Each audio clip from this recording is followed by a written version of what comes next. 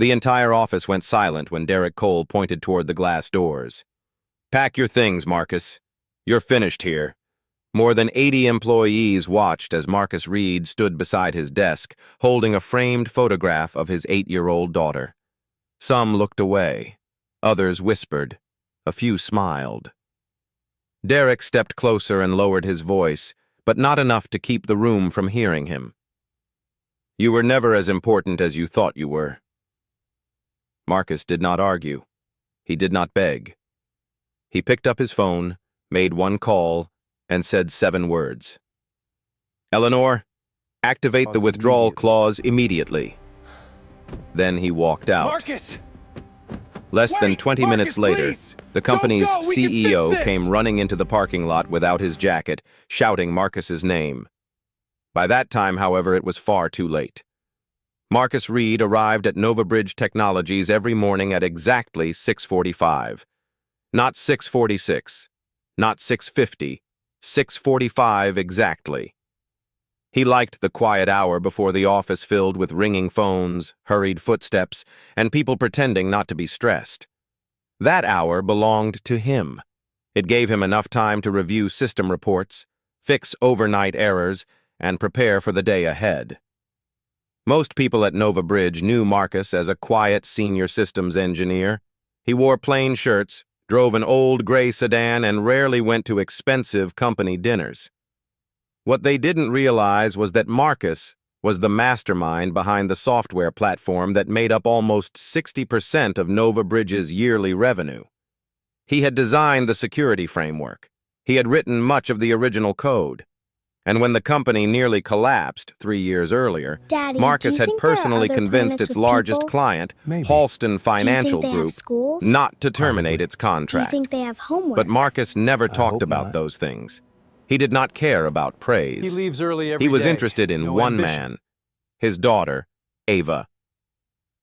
Ava was 8 years old, curious, stubborn, and obsessed with astronomy. Her bedroom ceiling was covered with glowing stars. Every night, she asked Marcus a new question before bed. "Daddy, do you think there are other planets with people?" "Maybe." "Do you think they have schools?" "Probably." "Do you think they have homework?" Marcus would smile. "I hope not." Ava was the reason he left work at exactly 5:30 every evening. It was also the reason some executives believed he lacked ambition. They did not know that Ava's mother had died 4 years earlier. They did not know Marcus had promised her he would never let their daughter feel abandoned. To Nova Bridge, he was simply the man who always went home early. Everything changed when Derek Cole became director of operations. Derek was polished, loud, and ambitious. He wore designer suits and spoke as if every sentence belonged in a business magazine. During his first week, he called a company-wide meeting. "We are entering a new age," he said. "Nova Bridge will no longer reward comfort. We will reward hunger." Marcus sat near the back of the room, listening. Derek continued. "Anyone unwilling to make sacrifices will be replaced by someone who will." A few employees clapped. Marcus did not. Derek noticed. After the meeting, he stopped beside Marcus's desk. "You didn't seem impressed." "I was listening." "That's not what I asked." Marcus looked up calmly. "I believe results matter more than speeches." Derek smiled, but there was no warmth in it. "I've read your file. You're talented." "Thank you." "But talent can make people feel untouchable." Marcus returned his attention to his computer. "I've never felt untouchable." "Good," Derek said, "because nobody is." From that moment on, Derek watched him closely. He criticized Marcus for leaving on time. He reassigned junior employees Marcus had trained. He excluded him from meetings involving software Marcus had created. At first, Marcus ignored it. He'd dealt with insecure managers before. But Derek was different. Derek did not only want control, he wanted credit. Nova Bridge's biggest opportunity came in the form of a 5-year contract with Brighton National Bank. The deal was worth $200 million.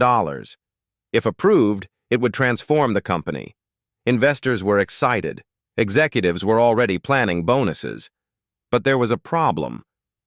During the final security review, Marcus discovered a serious vulnerability. The new platform had been rushed. Under certain conditions, outside users could access encrypted customer data. Marcus immediately prepared a report. He sent it to Derek, the legal department, and CEO Victor Hale. The next morning, Derek called him into his office.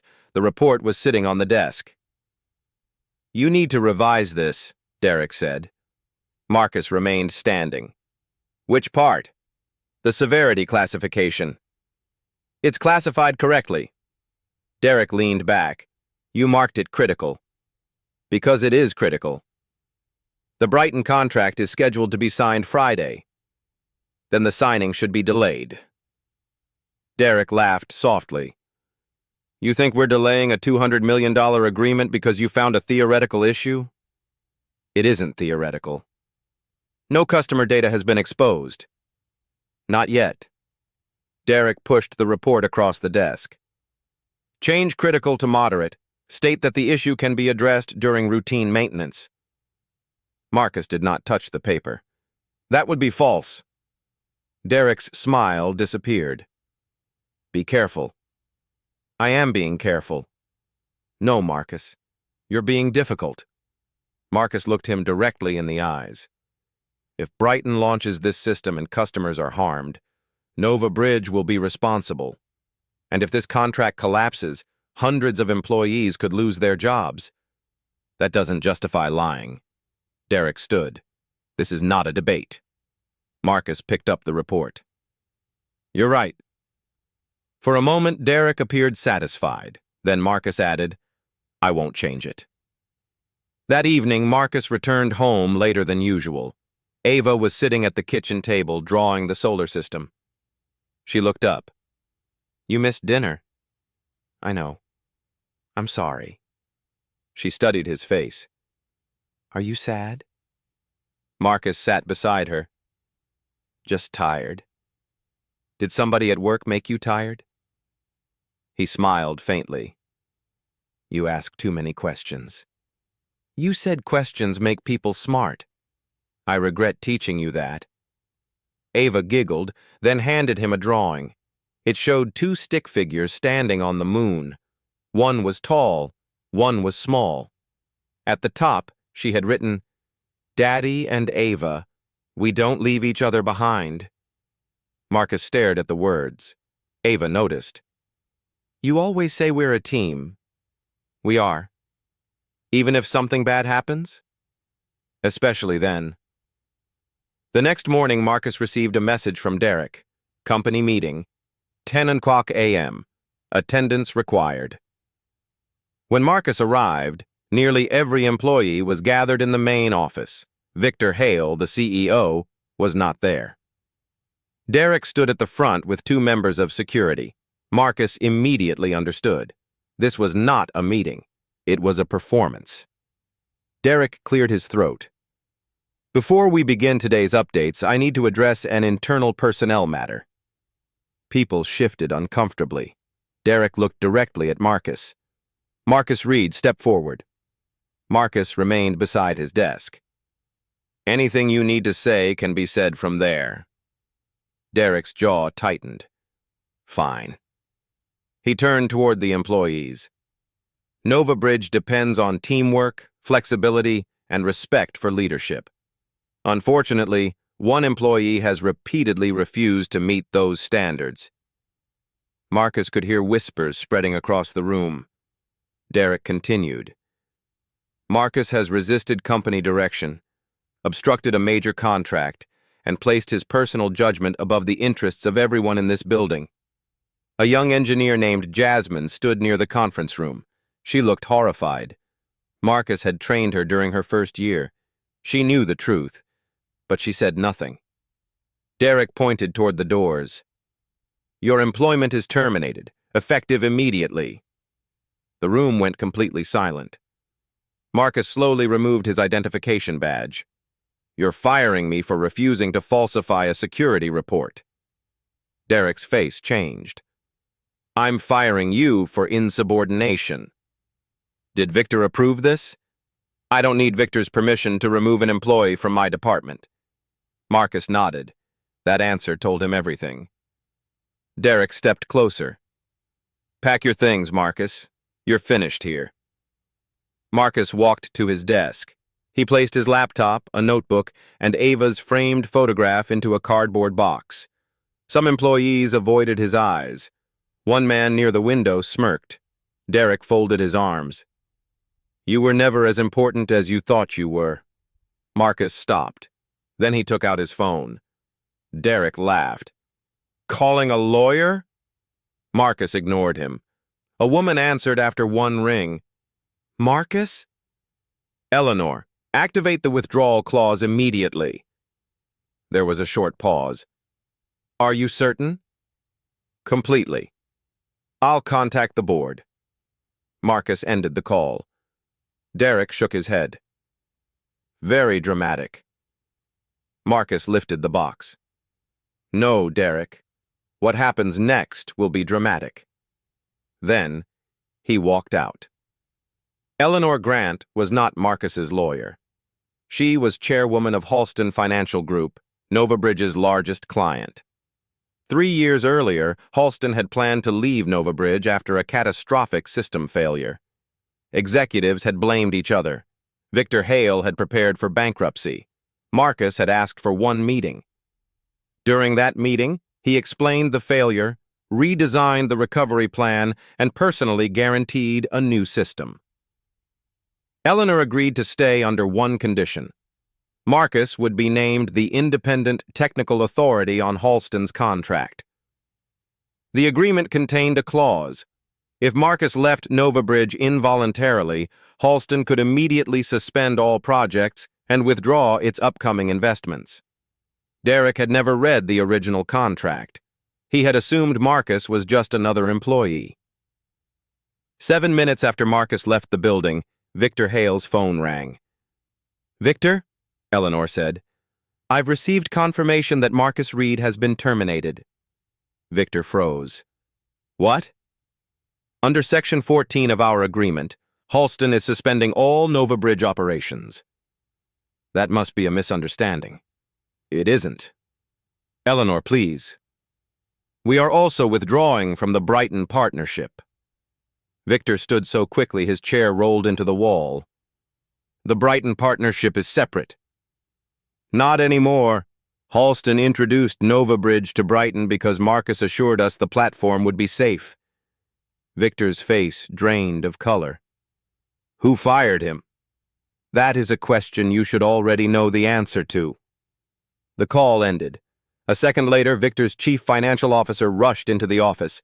Halston just froze every active payment. Another executive entered. Brighton postponed Friday's signing. Then Victor received a message from a board member. Emergency meeting. Now. Victor ran toward the operations floor. The elevator doors opened. Victor stepped out, breathing heavily. Where is Marcus? Every employee turned. Derek smiled proudly. I handled the situation. Victor stared at him. What situation? The Reed problem. Victor walked closer. What did you do? I terminated him. The color disappeared from Victor's face. You fired Marcus Reed? He refused to follow instructions. Victor grabbed the security desk for support. Did you speak to me first? I have authority over departmental personnel. You had authority to fire interns. You did not have authority to fire Marcus. Derek glanced around. He's an engineer. He is the technical guarantor on our largest contract. Derek said nothing. Victor continued, his voice rising. Halston just froze $80 million in active projects. Brighton suspended the bank deal. Our board is threatening legal action. Derek's confidence began to collapse. That can't be because of one employee. Victor stepped close enough that their faces were only inches apart. You still don't understand. Marcus is not just one employee.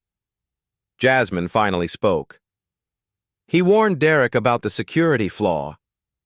Victor turned. What flaw? Jasmine looked at Marcus's abandoned desk. The one in the Brighton platform. Derek glared at her. Victor noticed. What happened? Jasmine swallowed. Marcus classified it as critical. Derek told him to change the report. The room erupted in whispers. Victor looked at Derek slowly. Is that true? Derek adjusted his tie. The issue was being exaggerated. Did you ask him to change the report? I asked him to use reasonable judgment. That is not what she said. Derek raised his voice. I was protecting the company. Victor pointed toward the doors. Get out! Derek blinked. What? You're suspended, effective immediately. You can't. Security! The same guards who had escorted Marcus from the building now approached Derek. Victor did not wait to watch him leave. He ran toward the elevator. Marcus was placing the cardboard box in the back seat of his car when he heard someone shouting, Marcus! He closed the door. Victor Hale ran across the parking lot without his jacket. His tie was loose. Sweat covered his forehead. Marcus, wait! Marcus leaned against the car. You should go back inside. Your employees are watching. I don't care. You usually do. Victor stopped in front of him. I didn't approve your termination. You gave Derek enough power to do it. I made a mistake. Yes. Halston suspended everything. I know. Brighton pulled out. I know.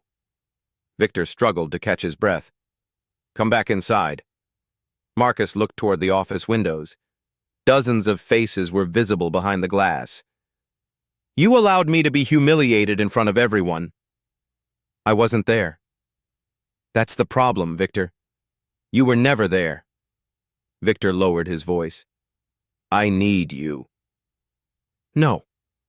You need the contracts attached to my name. That's not fair. Marcus almost laughed. Fair! Victor looked down. You're right. Marcus opened the driver's door. Victor placed one hand against it. Name your salary. This isn't about money. Twice your current salary. Marcus remained silent. 3 times. No. Equity, a vice president title. Whatever you want. Marcus looked at him. You really think this is about a title? Victor's voice cracked. Tell me what it will take. Marcus thought about the employees inside. He thought about Jasmine. He thought about the Brighton customers who could have lost their private information. Then he thought about Ava's drawing. We don't leave each other behind. He slowly closed the car door. I have conditions. Victor nodded quickly. Anything. Derek is permanently removed. Done. The Brighton launch is delayed until every vulnerability is fixed. Done. The engineering team gets independent authority to report security concerns without executive retaliation. Agreed. Every employee who was pressured into silence receives protection. Yes, Marcus paused. And I do not return as your employee. Victor stared at him. What does that mean? It means NovaBridge signs a new agreement with my consulting firm. You have a consulting firm? I formed it 2 years ago. Victor looked stunned. You never told me. You never asked.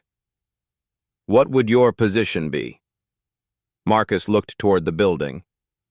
Independent Chief Technology Advisor, Board Access, Final Authority over Security. Victor hesitated. Marcus opened his car door again. Wait, Victor said. Marcus looked at him.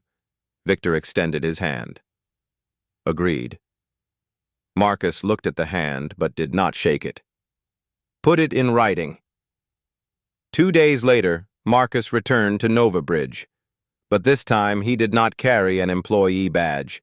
He wore a dark suit. Beside him walked Eleanor Grant and 2 members of NovaBridge's board. Every employee gathered in the main office again. The atmosphere felt different. Victor stood at the front. Derek's office was empty. Victor looked uncomfortable but honest. "I owe this company an apology," he began. No one moved. "I allowed performance to matter more than integrity. I gave authority to someone who abused it, and I failed to protect an employee who had protected this company for years." He turned toward Marcus. "Marcus Reed will return as NovaBridge's independent chief technology advisor." A few employees began to clap. Then the entire office joined. Marcus raised one hand. The applause stopped. "I'm not here for revenge," he said. "I'm here because the work matters." He looked around the room. The moment employees become afraid to tell the truth, a company begins to fail. It may still make money. It may still win contracts. But the failure has already started. Jasmine lowered her eyes. Marcus noticed. "Courage isn't always speaking loudly," he continued. "Sometimes courage is deciding that next time you will not remain silent." Jasmine looked up. Marcus gave her a small nod. Later that afternoon, she was promoted to lead the Brighton security review. Derek did not accept his downfall quietly. A week after his suspension, he contacted Victor. He claimed Marcus had manipulated Halston. He accused him of sabotaging the contract. He threatened to sue NovaBridge for wrongful termination. But Derek had made one mistake. The meeting where he asked Marcus to change the security report had been recorded automatically. NovaBridge's offices used voice transcription software for compliance meetings. Derek had forgotten. The board reviewed the recording. His words were clear. "Change critical to moderate." That would be false. This is not a debate. The board terminated him immediately. His bonus was canceled. His stock options were revoked. And when other companies contacted NovaBridge for references, Victor did not lie. He sent them the transcript. 3 months later, the Brighton system launched successfully. The security flaw was fixed. The contract was restored. NovaBridge avoided collapse. But Marcus's greatest victory did not happen in the boardroom. It happened at Ava's school. She stood on a small stage during career day, holding a microphone with both hands. "My dad fixes computer problems," she told the audience. Parents smiled. Ava continued, "But that's not his real job." Marcus raised an eyebrow from the front row. "His real job is telling the truth when people don't want to hear it." The room became quiet. Ava looked directly at him. "And he always comes home." Marcus felt his eyes sting. After the presentation, Ava ran into his arms. "Did I say it right?"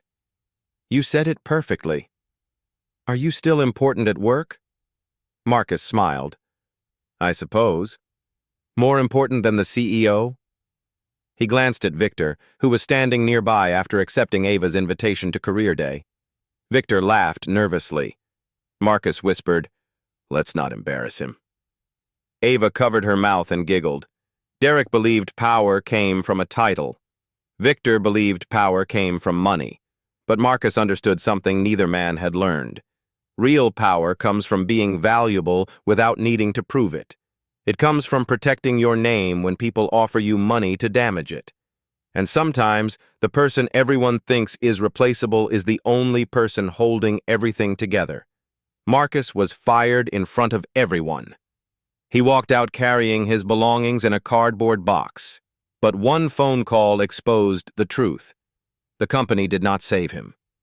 He had been saving the company all along.